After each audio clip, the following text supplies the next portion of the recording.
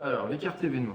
Donc, les cartes événements vont servir de deux manières. Donc, c'est-à-dire qu'à chaque fois qu'on va passer une nouvelle zone d'exploration au centre, on va piocher une carte événement qui va s'appliquer sur tout le tour et qu'on va venir placer sur les espaces de la storyline.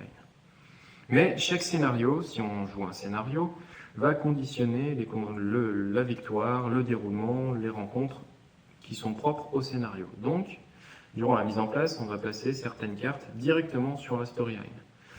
Ça veut dire que si on ne les découvre pas par l'intermédiaire de cartes d'exploration, de cartes rencontres spécifiques au scénario et de cartes événements spécifiques au scénario qu'on va piocher directement en lien avec le donjon, on tombera automatiquement dessus à un moment ou à un autre. Par exemple ici, à la quatrième carte d'exploration remise au centre, on tombera sur Sombre Destin.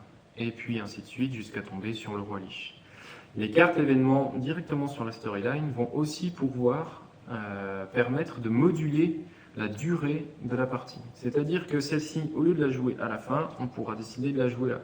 Ou on pourra décider de la jouer ici.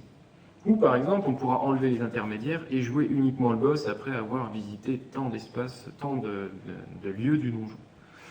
Et donc du coup, ça permet vraiment de jouer un scénario avec une trame historique au sein d'une campagne, d'augmenter, diminuer la durée de jeu. Et puis après, vous pouvez aussi moduler avec vos propres cartes ou ajouter des cartes supplémentaires et ainsi de suite. Donc voilà, c'est la modularité propre du jeu passe par tout cet ensemble de cartes.